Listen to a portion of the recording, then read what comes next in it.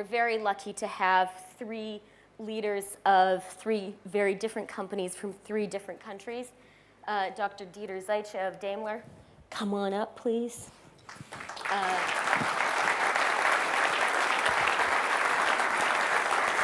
Franco Bernabè of Telecom Italia.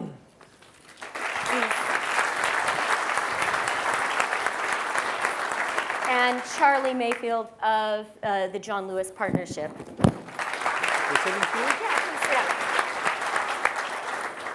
We have until 11:30, and we're going to spend 15 minutes with presentations and discussions with each of the leaders, and then at the end we'll have a group discussion and take your questions. And Dr. Zetsche is going to start with an 8-minute presentation. I'm going to lean on national stereotypes and rely on him to be absolutely precise in his timekeeping, so that then I have a chance to ask him a couple of questions, and then we'll move on to Franco Bernabè. So thank you very much, Cynthia. Chrissy, I hope you give me over a stopwatch so that I can do my job. Good morning to all of you. When I got the invitation from Google, there was a note attached that asked me to address one key question today. How has Daimler weathered the storm so well? I had to take a second look because, quite honestly, our last quarter was among our worst ever. And as you know, few automakers are doing any better these days. So I asked myself, did this invitation go to the right guy? It was only after a few more seconds that it dawned to me my contribution was to be in the dinosaur session, even though it was politely called staying the course. But that only fueled my resolve to accept the challenge. So here I am, happy to be at Google Zeitgeist and ready to share a few thoughts on how Daimler is staying the course by remaining responsive to change. In fact, Daimler is among a remarkable small percentage of companies that have been around for more than a century. And we all know why the percentage isn't higher. Success may breed inertia. For example, when you put a mouse into a maze with 4 different corridors, the animal will search them all for cheese. But once the mouse is accustomed to always finding cheese in one particular corridor, it will only go there. Even when the cheese is moved to a different corridor, the mouse will still return to the old spot. And worse still, it will sit and wait there until it gets to the brink of starvation. I certainly hope no animals were harmed during these tests. But experiments like this one remind us that humans often tend to behave in similar ways. They keep looking for cheese in yesterday's locations instead of exploring new corridors. At Daimler, we try to avoid that through a continuous process of rethinking and reinventing. Let's begin with the former. The prevailing zeitgeist in terms of automobiles is that the best days are gone. But think again, there are nearly 800 million cars on this planet today. Yet, there are almost 2.5 billion customers in China, India, and Russia alone who still don't have a car. If those people were to buy a Daimler brand, such as a Mercedes or smart car, our assembly plants would be busy for the next 2,000 years. Don't worry, our production plans are not based on that assumption. But my point is that even though our industry is facing overcapacity in the triad, the world market for automobiles is anything but saturated. That's why the question is not if there is still demand for our product. The question is what kinds of automobiles we need and how we should offer them to our customers. If your only window to the auto market is the popular media, you might be tempted to believe that customers today are interested in nothing but cars with alternative drive systems. And let's be frank, there's some truth to that. The market is changing, but it is still far from changed. Just look at our Mercedes-Benz AMG performance division. It recently posted record sales in the worst market in memory. By contrast, if any volume car manufactured today sold nothing but hybrids, it would go out of business fast. Now, don't get me wrong. I'm not suggesting that green innovation is just hype. I'm convinced that it's here to stay, and for good reason. My argument is that the customer is and will continue to be a complex creature. That's why automakers have a fine line to walk. We need to develop alternative drive technologies and at the same time perfect the combustion engine that will power the vast majority of vehicles for years to come. Now, with economic crisis in gear, this is like rebuilding a car while racing down a bumpy road. And just when you thought that you couldn't possibly have more on your plate, something else gets piled on. In Japan, for example, there's a new buzzword among young people called kuruma banare. That roughly translates to demotorization. Even in Germany, the number of cars per person owned by those under 35 is constantly declining. Does that mean younger people are no longer interested in individual mobility? Probably not. But it could mean that they are more interested in access than in ownership. That's why we are rethinking our current sales model at Mercedes-Benz Cars. And one idea that might complement our existing structures is a car-sharing concept that we launched last year. It's called Car2Go, and the name says it all. You might think of it as a 19 euro cents per minute micro-lease program. The difference to conventional leasing is the vehicles are distributed throughout the city. Customers can simply hop in, drive where they want to, and then leave the car there for the next user. Frankly, in a company that's been selling cars for more than 100 years, some people think car sharing borders on communism. But they still understand that the cheese might be moving to another corridor. In other words, this could be a growth business, especially in urban areas. There are 3.4 billion city dwellers worldwide, with another 180,000 more added to that every single day. Plus, car sharing brings tomorrow's customers into our cars today. And aren't our kids already socialized to share? They share music at MySpace, pictures on Flickr, and 140 characters of real-time updates on their lives via Twitter. Although that's the one I just don't get. But no need to tweet me on that. So why shouldn't they also share a smart? In addition, Car2Go could be our starting point for advanced telematic services. In the commercial vehicle sector, these services already account for up to 25% of total revenues. So why not take it to the next level with passenger cars? Car-to-car communication would allow real-time traffic updates. You could access music or other files in the car that are stored on your computer at home. You could even have a personalized radio, including tailor-made advertising. I enjoy the personalized ads I get through Google. At least I'm not getting Lexus offers anymore, or hairstyling tips.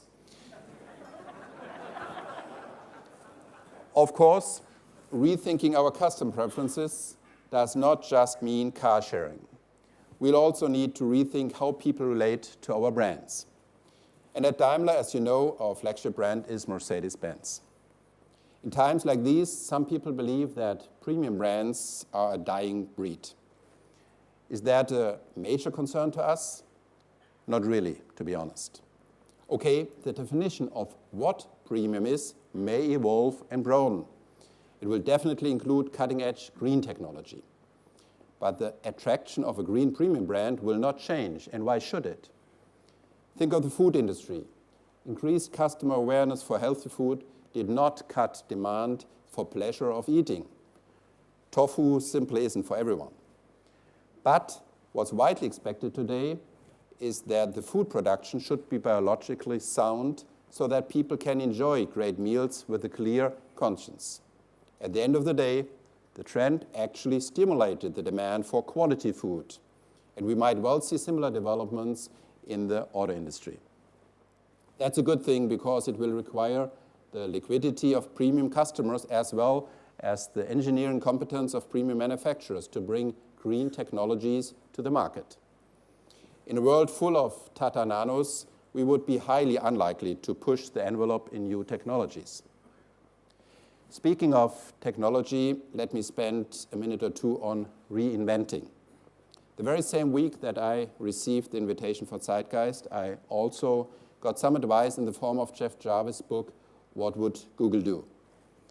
It may have been coincidence or additional proof that Google really knows your habits, but either way, the author recommends an open source approach to allow customer participation in the development of the car 2.0.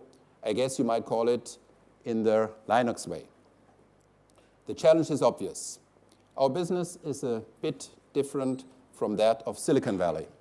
Developing a vehicle is a multi-billion euro and 7-year bet in the market.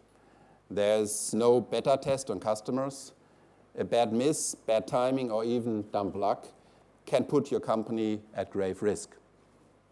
But that doesn't mean we are ignoring smart ideas from the outside. In fact, we already employ our customers' brainpower. For example, a few weeks ago, one customer posted a comment in the Car2Go blog. In essence, it said, "Folks, your software to locate the nearest smart won't work on my iPhone. But I created a solution myself. Here's the link." Other users added their input, and now we have a better system. This kind of involvement is highly appreciated. The main virtue of open source engineering, namely collaboration, might indeed come in handy on the path toward electric mobility. After all, oil is limited, the patience of our atmosphere isn't. So, in the long run, it's either go green or go bust. Some of our alternative drive technology is already available. 2 years ago, we put the first zero-emission electric smart cars on the streets of London. Customers' feedback was very encouraging. In other words, the technology works. And since there's no silver bullet, we are prepared to offer different solutions for different mobility needs. Battery-powered electric cars for short-distance travel, fuel cell cars for longer distances, and electric cars with an additional combustion engine to extend the range even further. Despite all progress, though, there are considerable challenges we have yet to master, especially in terms of bringing down battery costs and building up a new infrastructure.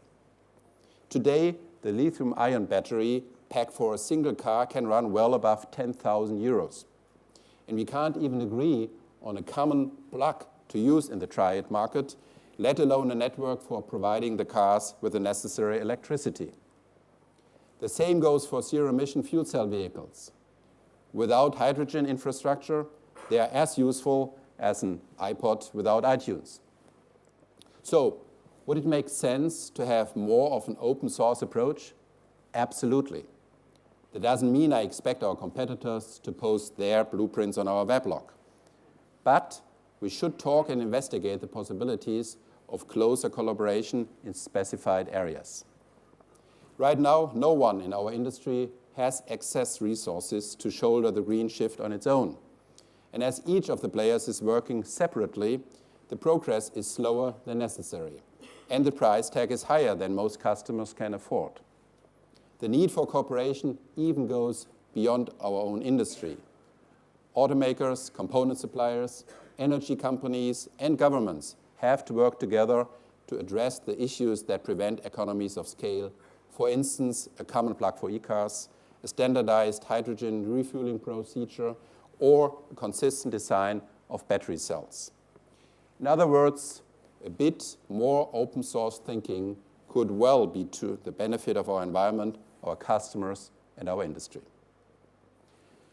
Ladies and gentlemen, going back to my reference to dinosaurs, we all know it didn't turn out well for those giant reptiles.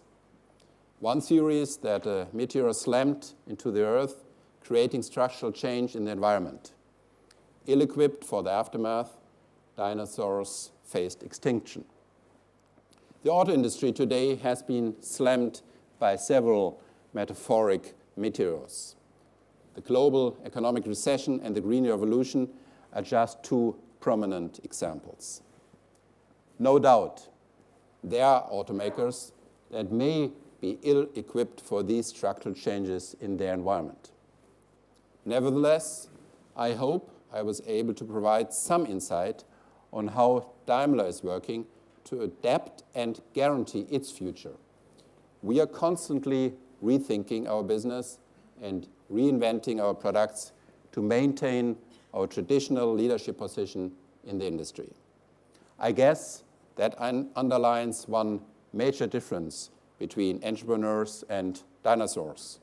The former drive change instead of being driven by it.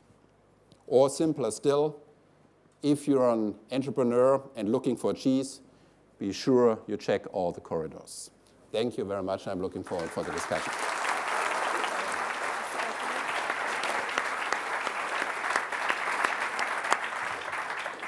Okay, well, despite my appeal to Teutonic pride, Dr. Zetsche did go over a little bit, but I will ask him a couple of questions.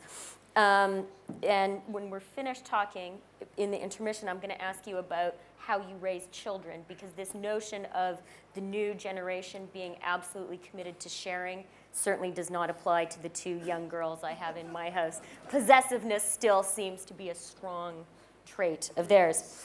Discuss that after the session. Okay. So, well, I'll get tips then. I wanted to ask you, you've talked about this sort of cataclysm which has hit the world economy, but particularly the car industry. And you specifically have dodged what is one of the dominant crises in the car industry right now, which is the Chrysler bankruptcy. You got out just in time. What is the lesson that you learned from Daimler's and your personal involvement in Chrysler? Well, first of all, size is not all.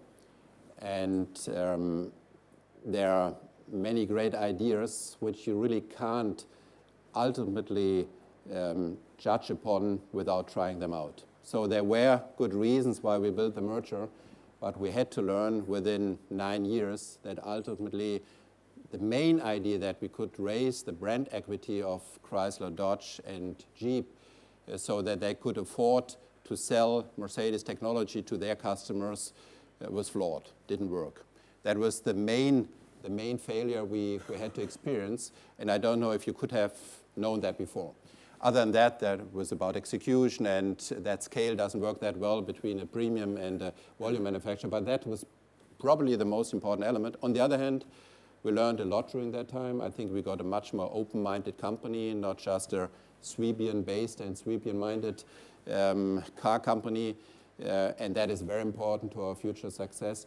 We are much more embedded in the United States by now and in the world altogether. So I made the point on the one main experience, but there are many positive elements out of this experience as well. And how hard was it for you personally and within the company to accept that this wasn't going to work, that you had to get a divorce, as it were? I guess that people who followed that industry to some extent saw that I was very much engaged emotionally as well. I was a Chrysler guy and had a lot of fun living in Detroit and being together with those guys. Commercials. Dr. Yes. Zetsche is famous in the United States because he was the personal pitchman for Chrysler cars. Thank you very much. You You could did a have good left job. that outside. Okay, anyway, I was there. I'm a journalist, I'm sorry. That is fine, that's your job. I'm not an actor, so that was not my job to do the commercials. So I had a lot of fun this time. I met great people, and we were really convinced that we could bring Chrysler to new frontiers and to new success. And we had our share of success during that time. So it was extremely difficult. When I went back and looked at the overall situation, saw the downside risk of tens of billions, and the fact that there was no firewall, this was all Daimler Chrysler risk, and then the much more limited upside potential, I had to come to the conclusion that we had to separate. And professionally, it was the only right thing to do, and in hindsight, even more so. Emotionally and personally, it was the most difficult decision in my life, but still, I'm glad that I made it. In your presentation, you expressed confidence in the continued value and the continued desire for premium brands, even in cars. I just want to ask you if you're not concerned that the current trend away from conspicuous consumption, away from a really showy purchase, which some people might consider a Mercedes to be, might not hurt you, that there might be a cultural shift towards more frugal things. First of all, there's no question that at a time like this right now, where you have to restructure your company, you even have to lay off people potentially, other things like that. It's not the time to show the world, well, I'm a great guy and I just bought my new Mercedes. That is, or BMW or whatever for this sake. So that is definitely has a dampening effect on the purchase of a premium car. On the other hand, we have been there before during the oil crisis or other crises, and we have seen that the basic intent to express yourself through the character of your car or the brand of your car is something which is very resilient to change. The way you want to express yourself and what you want to say might change, and you have to keep your brand active and moving in order to still be a target for that extrovert expression. But I don't think that there's a risk that people would not want to spend money in the future in order to show with their car what kind of person they want to be. And certainly not all of them want to be a Mercedes person, but certainly a lot of them. And it's very important to travel the world and come to different places. When you go to Middle East, when you go to Asia, other places, even though now they don't understand that notion. Last month we sold 70% more Mercedes in China than the year before. So the world is still very heterogeneous, and I'm very much convinced that, like in other areas in the automotive world as well, people will strive for quality, top-notch products, and Mercedes is a very good brand to offer that. Okay, well, thank you very much, Dr. Zetsche. We're going to move to Franco Bernabè, and then we'll talk to Charlie Mayfield after that. Then we'll have a group discussion, and you guys can ask them more questions, maybe even about Chrysler, if you'd like. Franco Bernabè is the CEO of Telecom Italia. He also has wide-ranging experience across a number of industries, including Fiat. So we do have a car theme running here, but also energy and some experience in China. He's on the board of PetroChina, so we'll be able to touch on some emerging market issues. In the green room, when our business leaders were chatting ahead of the discussion, I sensed a little bit of a war story one-upmanship. Whose market is the toughest and the most difficult right now? So I'd like to ask Mr. Bernabè, how hard is it right now in a mature economy, an economy which, like the rest of the world, like the rest of Europe, is struggling, Italy, how hard is it to sell people mobile phones? Well, a mature economy. I think that mature is not a term that I like, and I don't like, and I don't like even innovation used in this framework, because I think that not all that is new is good, and not all that is good is new. And we've seen lots of innovation in the last few years in the financial industry that has led us to the present situation. And I think that this is something that we have to be very, very careful about. Now, what is, I think that if you talk about innovation, I think that innovation has mostly to do with the consumer preferences. It has not to do with technology, basically. In the mobile phones industry, the basic technology has been there for, I think, almost 60 years. It was used. Mobile telephony was used for military purposes back in the war, in the Second World War, and then it was used by military extensively in the 60s and in the 70s, and then it was used professionally in the 70s and in the 80s, and therefore, I mean, all the bits and pieces of innovation were there at the time. What changed the world was really the fact that all of a sudden there were companies realizing that you could change the paradigm of mobile telephony. I'll give you an example of what thinking was back in the 80s. In the 80s, there was one company, I won't mention which one, that thought that mobile telephony, and it was supported by a very extensive study done by a famous consultancy firm. Could it be McKinsey? No, never mind. And this consultancy firm said, well, mobile telephony, it's a very professional market.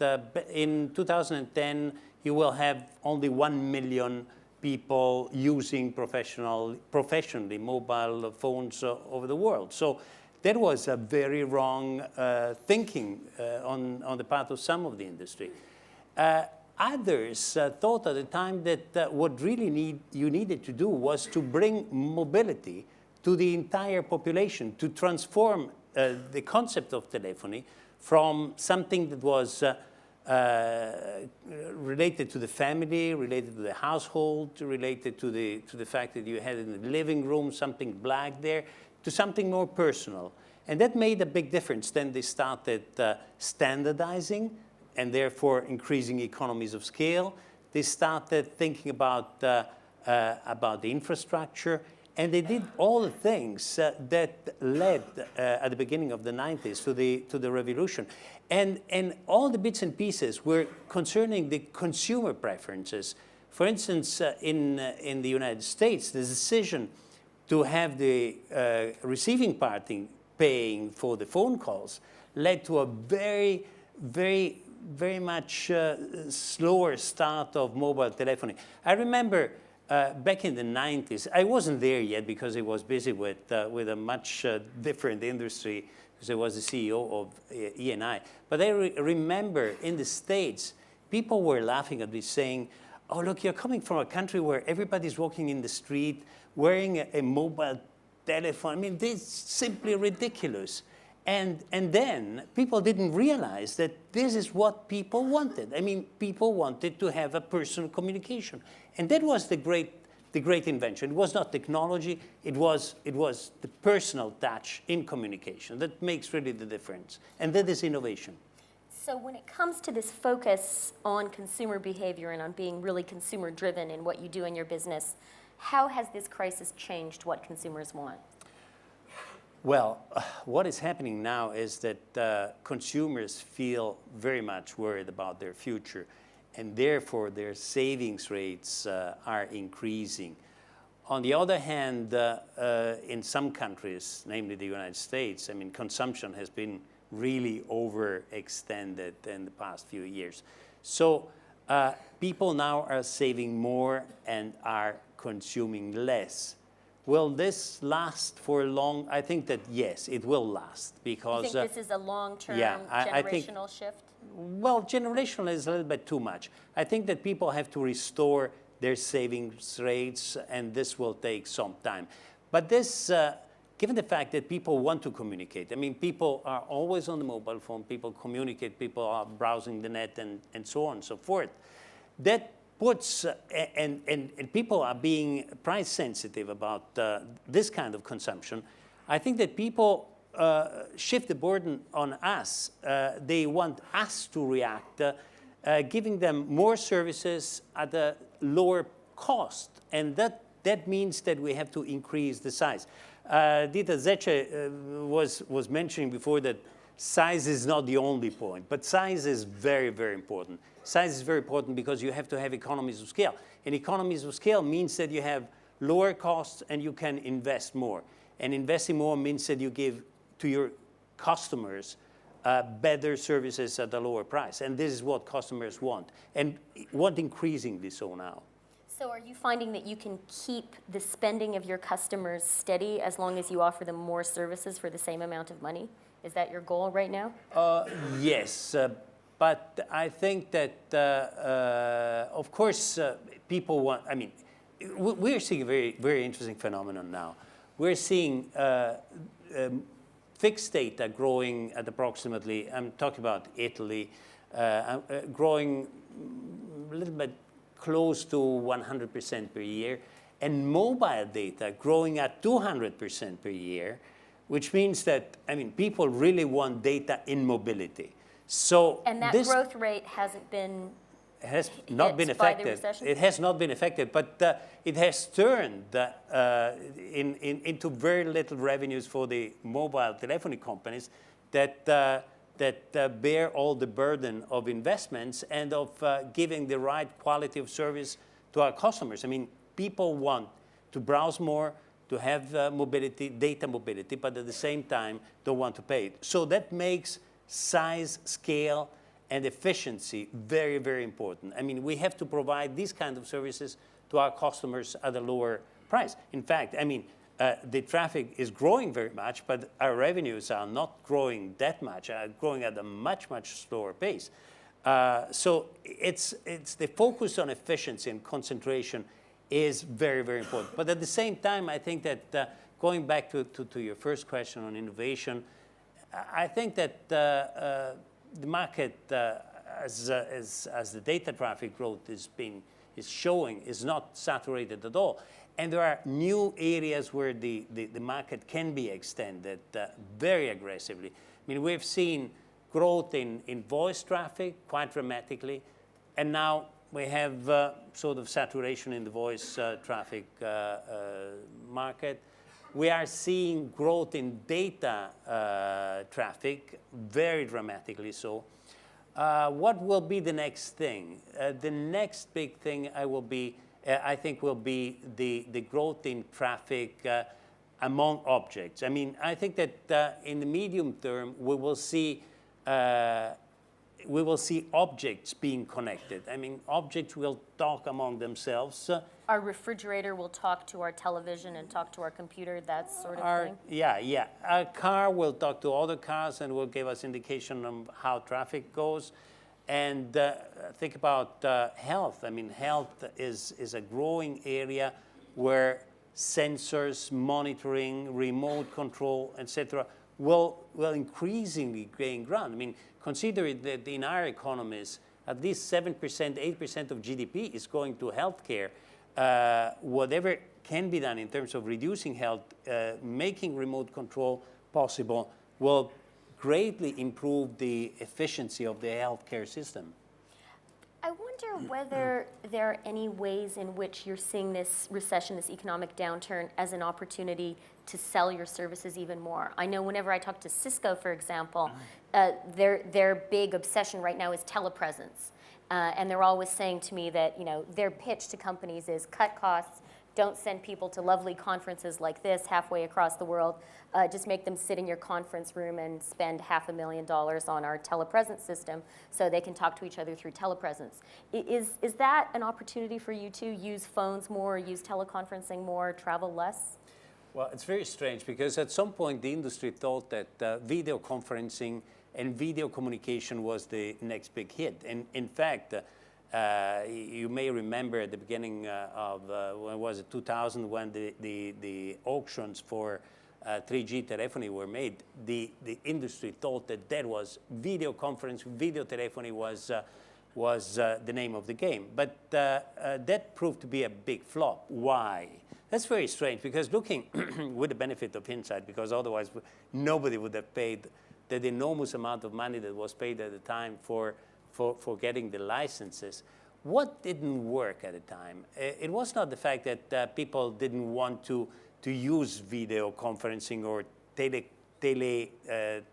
video telephony.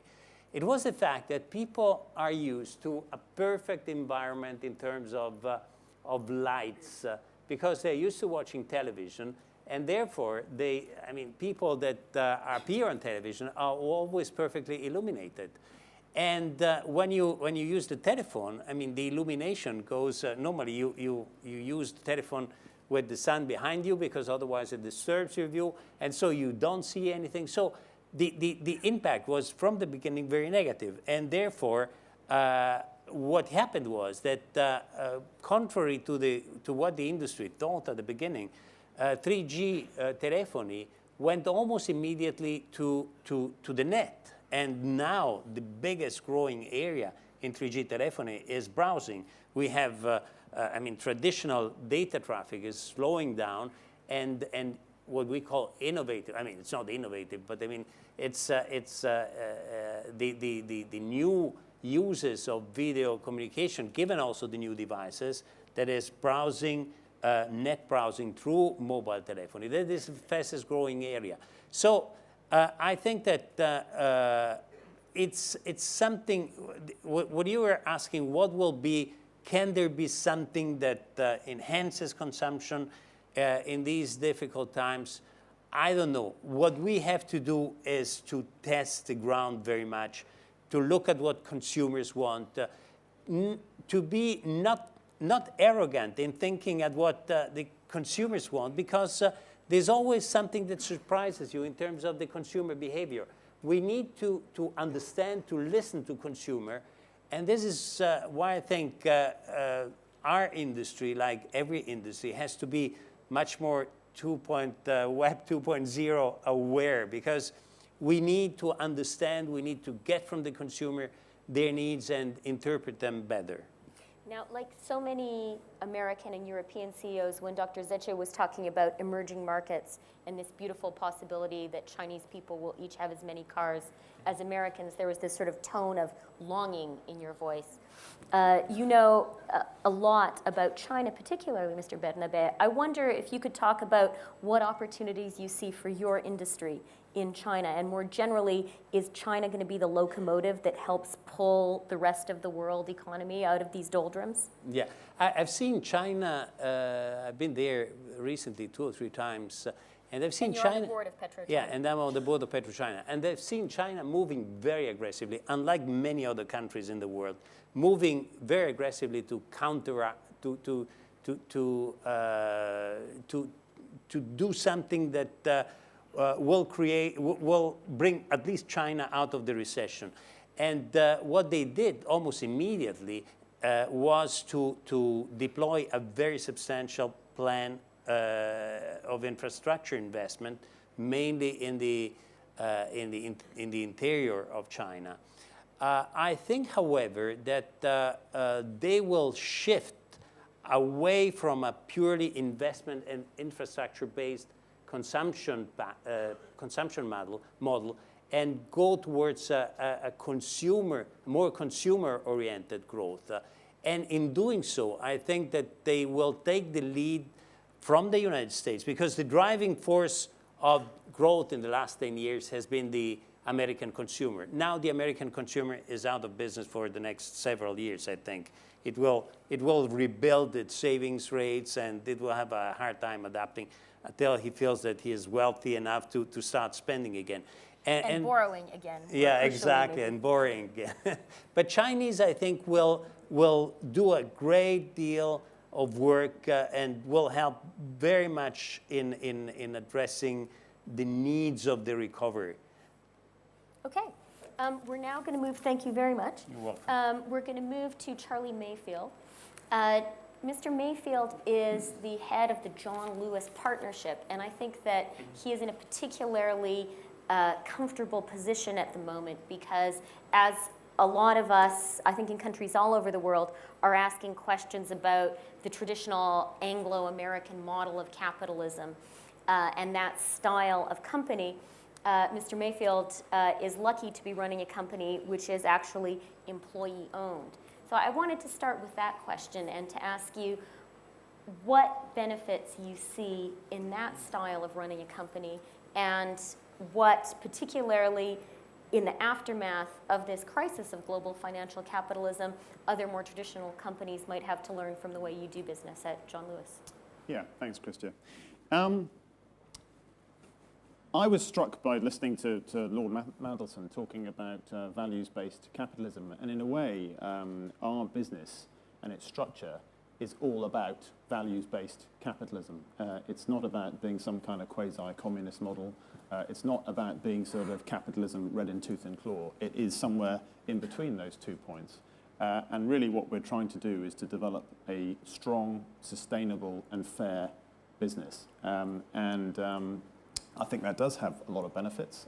It does mean, for example, that when people here are talking to their shareholders, they probably have to get on a plane or get on a phone or go and visit them or whatever, and their interest in your business may be, frankly, pretty short-term and passing. In our business, the people who own the business are in the business, and I talk to them, I can talk to them every day. Indeed, they talk to me every day. And we also have a culture of accountability where the management are accountable to the employees, to the shareholders. That actually creates a very powerful culture. So just coming back to what Lord Mandelson was saying about values-based capitalism, and he then went on to talk about the need for the right kind of regulation. I would say that actually you can get a long way with the right kind of culture, and that's what we try to achieve in our business. What about the downsides? Do you ever worry that you have to run your company less efficiently than you might if your employees were just your employees and not also your shareholders? Well, I think there's at times like this. I mean, you were asking Franco about what this recession has been like for his industry.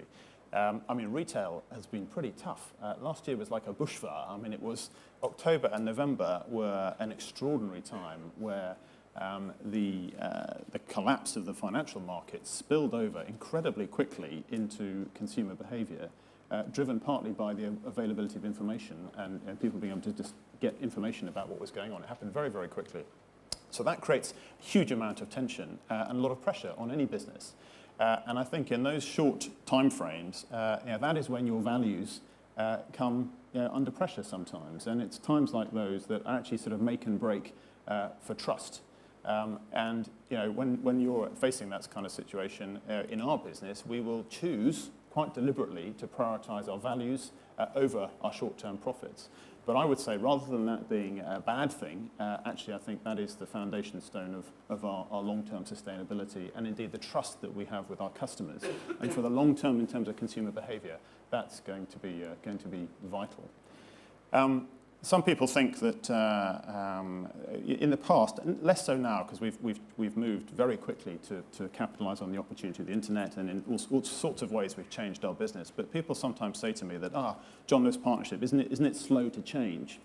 And I think that there's a real contradiction there, because I think you have to think about the quality of change.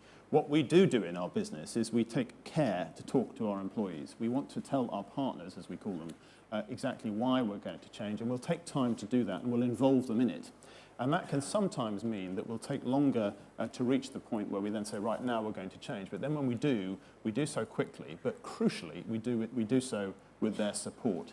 And I think a lot of companies think that if you plan in secret, you can execute fast. You can sometimes execute fast, but you leave behind you an awful lot of goodwill with your people. And so for me, I think it's about getting the right quality outcome. You've referred to this change in consumer behavior, which in a way has been a theme for us all morning. In your understanding of what's going on, is this permanent? Is this a step change? Or is there going to be a recovery 6 months from now and Britons will go back to borrowing lots of money, even more aggressively actually than the Americans, and buying lots of expensive furniture and expensive food from Waitrose? Good. Cars also cars, and Italians, telephones. Yeah.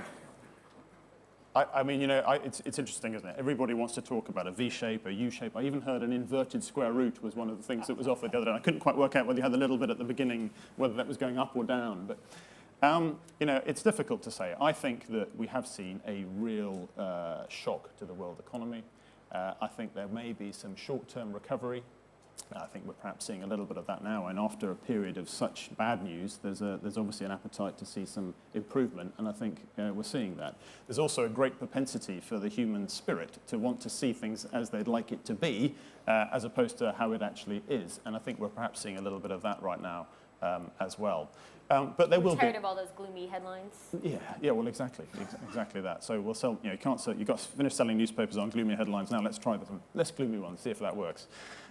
So I think there's a bit of that going on, but there will be a recovery. I think it'll be slow, and it will be unexciting. It'll be long and slow and gradual. But underpinning it, I think perhaps behind your question is are we going to see a shift in consumerism? And I do think we're going to see a reduction in consumption. We're going to see lower levels of growth. I do think that retailers are going to face generally more difficult conditions because, frankly, we've been able to benefit enormously from the sort of virtuous cycle of increasing, of having greater disposable income for consumers, driving greater volumes, driving better prices, and going around and around and around that loop. And I do think that some of that's going to move into reverse.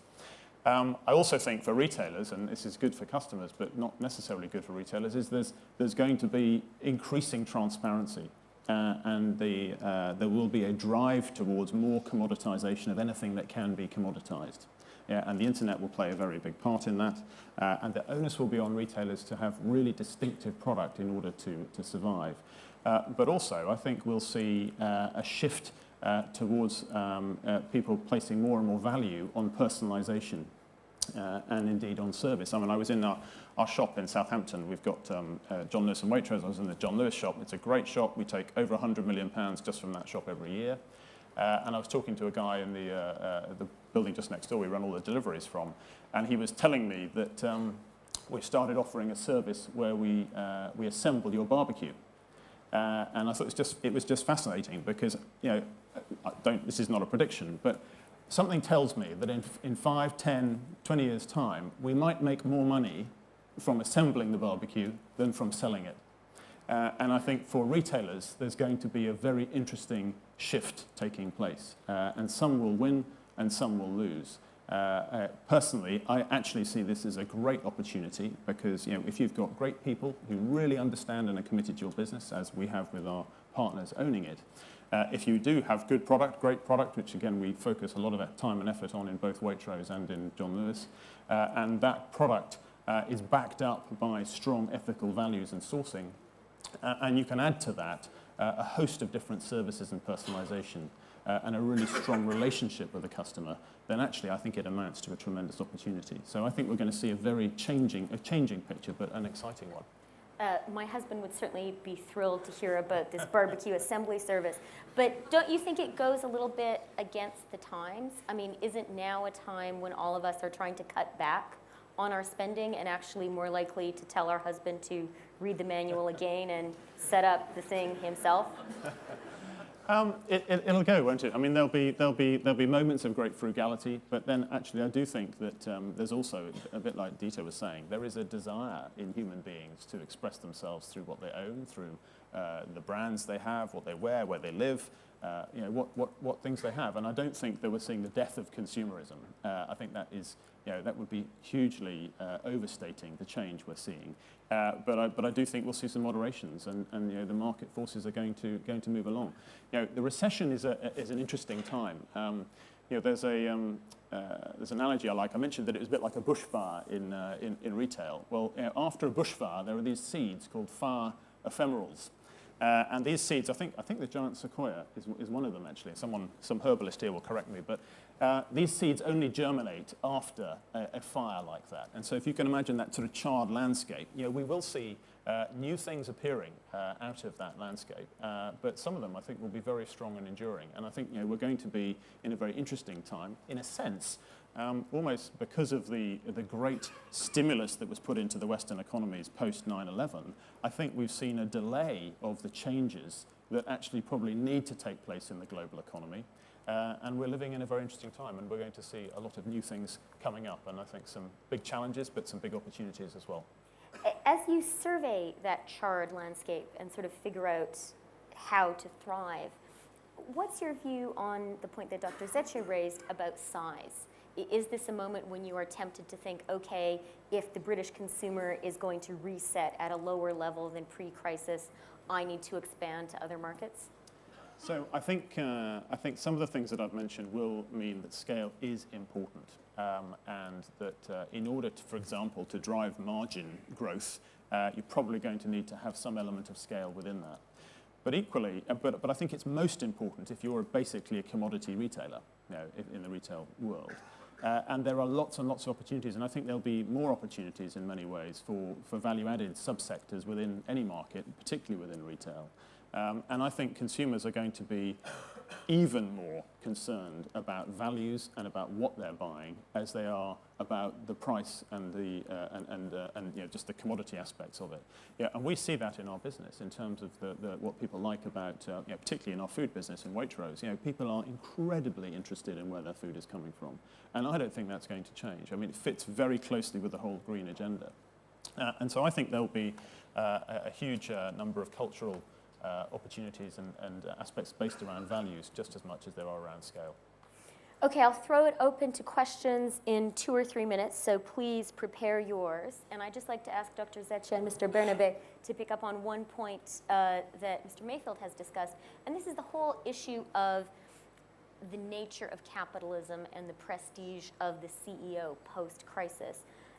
How profoundly are you having to rethink that, and how profoundly do you think it's being rethought in Germany? Have you had to change the way you behave, the way you behave with your employees, the way you behave vis-a-vis the government? Well, obviously, there's not one stereotype of the CEO, how he was, how he has to be, or how he will be. That's certainly very different from person to person. There's no doubt that there's a big risk people getting to the seat believing there's something special rather than understanding it's nothing else but the seat people are looking for and not the person on that seat. So people lose contact and lose touch to reality. That has been a risk, and that has led to a lot of misbehavior, loss of ethics.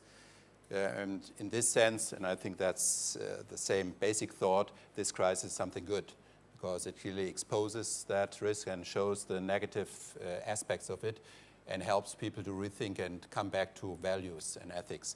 So that's an absolute necessity.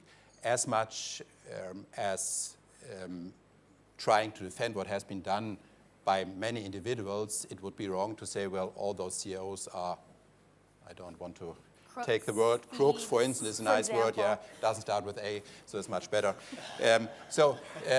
We certainly are watched. First of all, we all got a very, very negative title now, and we have to be even more aware of what we do, how we act, and it's more important how we act as examples than what we say we would do.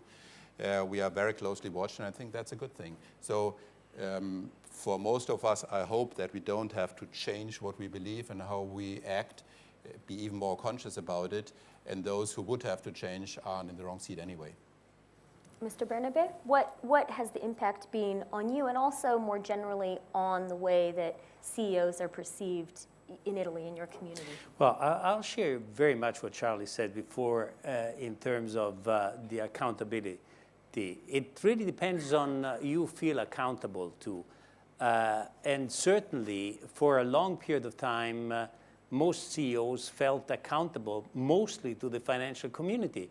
And I must say that the financial community likes greediness, likes speed, as Charlie said before, likes arrogance a little bit. So this is something that you have to be very careful about. I just want to remember an episode that happened to me back in the 90s when I was the CEO of ENI. At the time, I was considered a very conservative manager, very hands-on, very safe pair of hands kind of management. And the entire financial community was pressing me to do more, to leverage the company, to speed up the process of transformation. And the example that unanimously was quoted to me was the example of Enron and of Ken Lay. And I was resisting to those pressures. But you cannot imagine how strong those pressures were. I mean, you're doing nothing, you should merge, you should do this and this and this.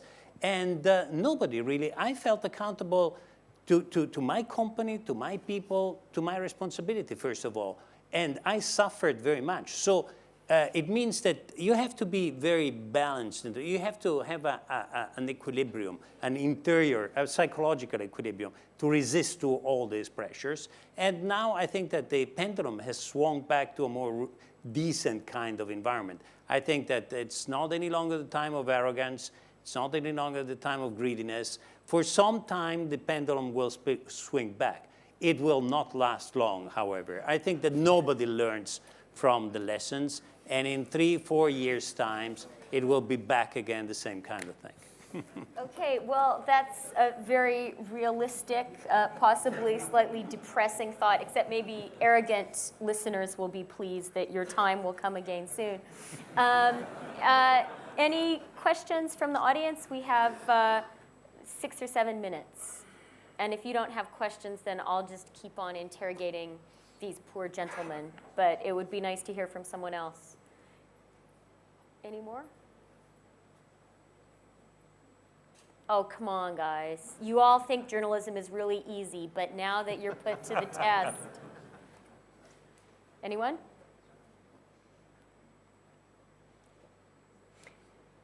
Going once? Thank you. Ryan Tukey. I just wanted to ask whether you think that consumer demand is more what people really think they need, or if it's driven by marketing, and I wonder how that may have changed. I'm wondering what you think is the actual need versus the kind of marketing-driven perceived need. Okay, I'm going to ask Mr. Mayfield to start, and I'm going to sensationalize your question a little bit by saying, to what extent are you manipulating us into buying more than we really need, and thus probably causing the financial crisis? Well, I can have to refute that one completely. Yeah, I mean, I get I guess there's some manipulation in marketing, but more. I just don't think it can be sustained for very long. If it happens, it may happen in a small few instances for a short period. But more fundamentally, I just think the human beings have an innate desire for improvement. And if you've tasted a wonderful coffee or something, you don't want to have your instant freeze-dried variety anymore at home. You actually, suddenly there's a market for home coffee machines. Or, if you can suddenly get all your massive CD collection onto something this big and, you can walk around and play with it and do whatever you want with it, that's a powerful force. And at the end of the day, I think that is what wins out. And it's about the people who are agile enough to take advantage of that in the value chain. Okay, Dr. Zetsche, need versus manipulation. Do we all need our own Mercedes? I do. Well, all would be exaggerated. I do believe that, especially when we talk about products with higher values, higher prices, you can put some makeup with the marketing, but you cannot create demand and desire. And you can shift it a little bit and portray what you have a little nicer, but at the end it's the substance of the product you offer which pleases the customer or doesn't. It might be different when you talk about something which costs £1 or £2, then you might even do something which ultimately you said, why have I bought that? I really don't want it. But with the product So Mr. Mayfield manipulates more easily than you? Is that in his business? Yeah. I only said with small ticket items. It might go so far that afterwards you really wonder why you bought it. But I think in more serious purchases, you think about it sometime, you go back and forth and you compare, and then you listen to the marketing potentially, but once again, it's only a little aura, a little atmosphere you can create around it, but you cannot turn black into white. And what about, this is maybe a little bit further than your question intended, but right now in the US car industry, some people are comparing some of the financing schemes that American car makers became very married to what was happening in housing. And that car makers are to some extent responsible for this sharp decline in the car market that they're facing because they fed consumers such cheap money to buy their products. Is that a fair criticism of your former Detroit colleagues? I guess so. It went up to balloon financing, where actually when you needed cash, you went and bought a car and got some cash, and then 2 years later you had to start to pay back. But even in these instances, I don't think that the customer bought a car which she didn't want it or she didn't want. She couldn't afford to buy it, and there was a way how to afford what they wanted. So this criticism is certainly right. We pulled forward demand, and now we have to live through the drought which comes after that. To some extent, all these scrapping fee programs in Germany now and UK are the same thing. So customers will buy now and they won't buy tomorrow, and so we will just see the deep valley just a little later. But add to what I said before, just one more thing. Even though I don't think that marketing in itself could turn a customer, manipulate him into a different direction than he really wants to go, brand at the end, of course, is the accumulation of experiences over a long period of time.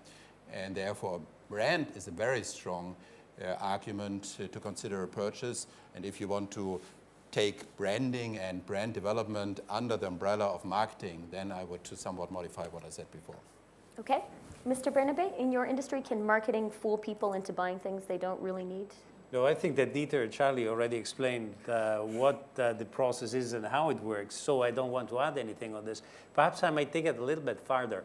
I think that we really would need a new Thorstein Veblen to tell us what the new mechanism is, because I see the conspicuous consumption mechanism working very well in the developing economies.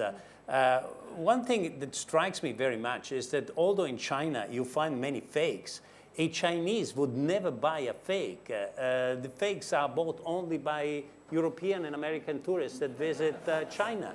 So they would feel humiliated in buying a fake. And therefore, I mean, their aspiration is really to have the consumption pattern of the West. But in the West, I think that something is changing. It's not the conspicuous consumption kind of motivation that is driving consumption. What I think is driving, as Charlie said very clearly before, is personalization. You see it very clearly. I mean, people want their own personal consumption pattern. That means brand, but it means individual building of a product or a service around the consumer. So, and each individual is different from another. So that poses big challenges. To every one of us in the industry.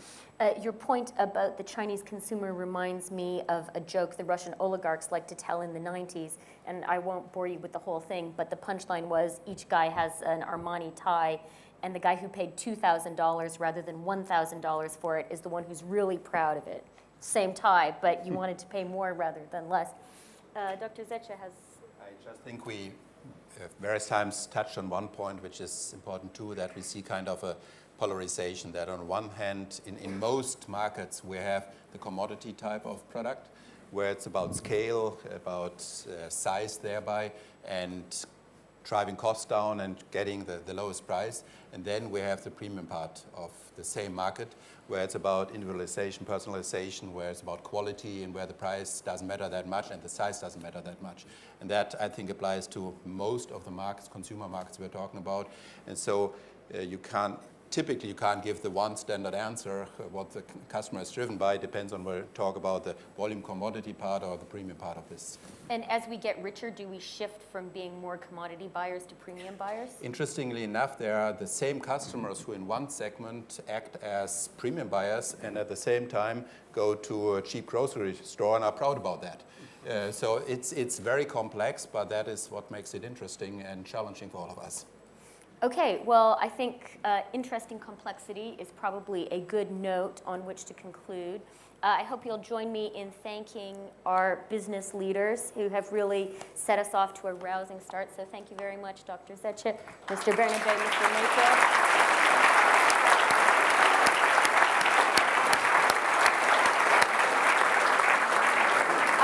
I've learned a great deal from this panel. We have a half-hour coffee break. And then at noon, please come back. We have two of the most provocative thinkers about the economic crisis coming up.